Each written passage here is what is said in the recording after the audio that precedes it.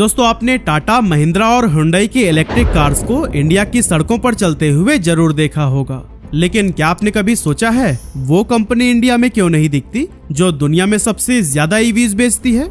मैं बात कर रहा हूँ BYD की, जिसकी इलेक्ट्रिक कार्स आज यूरोप से लेकर ब्राजील तक, थाईलैंड से लेकर साउथ अफ्रीका तक हर सड़कों पर दौड़ रही है, सिर्फ इंडिया को छोड़कर। अब एक प्राउड इंडियन होने के नाते ये कहना थोड़ा अजीब सा लगता है, लेकिन सच्चाई ये है कि अगर BYD इंडिया में फुल फोर्स के साथ में आ गई ना, तो फिर टाटा और महिंद्रा जैसे बड़े बड़े इंडियन कार मेकर्स का अस्तित्व ही खतरे में पड़ सकता है, क्योंकि BYD की टेक्नोलॉजी इतनी एडवांस है कि टेस्ला तक उसके सामने नहीं टिक पाया। क्योंकि 2024 में BYD ने वर्ल्ड लेवल पर 42,70,000 व्हीकल्स बेचे थे, जबकि टेस्ला की बिक्री थी 17,90,000 यूनिट्स। और दोस्तों शॉकिंग बात तो ये है कि महिंद्रा ने अपनी कुछ इलेक्ट्रिक SUVs में सीक्रेटली BYD की बैटरी टेक्नोलॉजी का यूज किया है, वो भी बिना ज्यादा शोरगुल किए। तो चलिए जानते हैं उस अनाथ बच्चे की कहानी जिसने गरीबी से उठकर दुनिया की सबसे बड़ी EV कंपनी खड़ी कर दी और साबित किया कि सपने सिर्फ देखे नहीं जाते,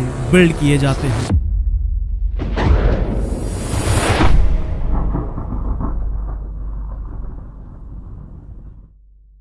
तो दोस्तों इस कहानी की शुरुआत होती है 1966 से, जब चाइना के अनोही प्रोविंस में जन्म हुआ वांग चुआनफू का। सिर्फ 13 साल की उम्र में उनकी मां की डेथ हो गई और कुछ सालों बाद उनके पिता भी चल बसे, जिसकी वजह से अब वैसे तो फाइनेंशियल कंडीशन काफी खराब हो गई थी, लेकिन उनके बड़े भाई ने उन्हें पढ़ाई नहीं छोड़ने दी। वांग चुआनफू स्कूल जाते और फिर वापस आकर खेतों में काम किया करते थे, लेकिन इलेक्ट्रॉनिक्स में इंटरेस्ट होने की वजह से जब भी उन्हें मौका मिलता वो इसी से रिलेटेड ही किताबें पढ़ने लगते थे। आगे चलकर उन्होंने सेंट्रल साउथ यूनिवर्सिटी से अपनी ग्रेजुएशन कंप्लीट की और फिर स्कॉलरशिप के दम पर उन्होंने चाइना के टॉप टेक्निकल इंस्टीट्यूट में पढ़ाई शुरू की, जिसका नाम था Beijing non ferrous research institute. यहाँ उन्होंने बैटरी टेक्नोलॉजी पर डीप रिसर्च किया और इस तरह वांग बहुत अच्छे से जान चुके थे कि आखिर रिचार्जेबल बैटरीज बनती कैसे हैं, किस तरह से काम करती हैं और इसके ड्रॉबैक्स क्या हैं। और फिर यहीं से उन्हें एक बड़ा रियलाइजेशन हुआ कि रिचार्जेबल बैटरीज का फ्यूचर बहुत बड़ा है, चाहे वो मोबाइल हो, कैमकॉर्डर हो या फिर फ्यूचर में इलेक्ट्रिक व्हीकल्स, सब में ही बैटरी की डिमांड एक्सप्लॉइट होने वाली है। लेकिन उस टाइम इस मार्केट पर पूरी मोनोपोली थी सोनी, सान्यो, पैनासोनिक और हिटाची जैसे कुछ जापानीज टेक जायंट्स की। इन कंपनियों की बैटरीज ग्लोबल इलेक्ट्रॉनिक्स मार्केट में काफी हाई क्वालिटी की मानी जाती थी, लेकिन थी बहुत एक्सपेंसिव। और क्योंकि इन कंपनीज के पास में अथाह पैसा था, इसीलिए कोई भी नई कंपनी इनके मोनोपोली को तोड़ने की भी नहीं सोच सकती थी। इसीलिए वांग चुआनफू ने सोचा कि हम बनाएंगे एक अच्छी लेकिन सस्ती बैटरी। साल था 1995 का। वांग ने अपनी सारी सेविंग्स इकट्ठी की, कुछ रिश्तेदारों से उधार लिया और कुछ छोटे इन्वेस्टर से पैसे जुटाकर शुरू की एक छोटी सी बैटरी कंपनी। नाम रखा गया BYD यानी बिल्ड योर ड्रीम्स।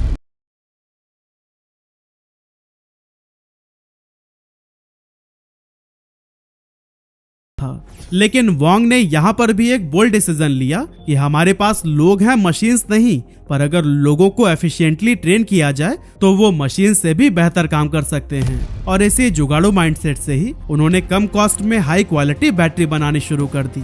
सिर्फ 3 साल में BYD ने ऐसी रफ्तार पकड़ी कि वह जापानीज कंपनियों को भी चाइना के मार्केट में टक्कर देने लगी। मतलब जिस कंपनी को 1-2 साल पहले तक कोई भी नहीं जानता था, वो अब टेक जायंट्स के रडार पर आ चुकी थी। BYD उस टाइम तक एक स्ट्रॉन्ग बैटरी मैन्युफैक्चरर बन चुका था। नोकिया, मोटोरोला और कई दूसरे इलेक्ट्रॉनिक जायंट्स भी अपने मोबाइल डिवाइसेस के लिए BYD से ही बैटरी लेने लगे। अब दोस्तों BYD की फैक्ट्री फुल कैपेसिटी पर चल रही थी, पैसा भी आ रहा था और नाम भी बन चुका था। लेकिन वांग चुआनफू अब भी संतुष्ट नहीं थे, क्योंकि वो कुछ ऐसा करना चाहते थे जो दुनिया बदल सके। तभी उनके मन में एक ऐसा ख्याल आया